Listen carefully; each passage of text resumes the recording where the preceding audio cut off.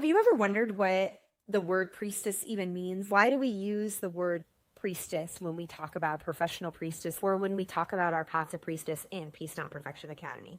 So we want to talk to you a little bit today about what a priestess even means in this modern day life. In ancient times, we would look at women in the divine feminine. They were expected to be more spiritually connected. And that spiritual connection would allow them to actually talk to the divine, to connect with the divine.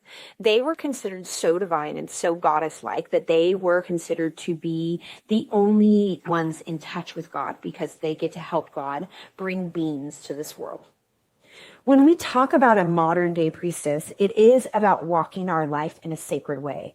It's about being able to call in ritual, call in sacredness, and understand that sacredness and that ritual is an important part of this divine life.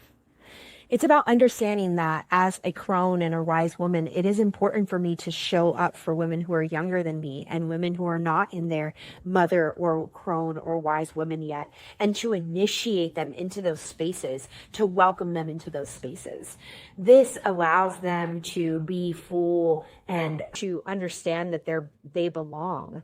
And this is a big part of what we've lost in the village, because when we moved from a village like life where we did have a priestess, where we had these kinds of traditions in our villages and in our communities, the community and village would often take on the other emotions that needed to be taken on for that person to grow and for that person to be able to mature in the best way.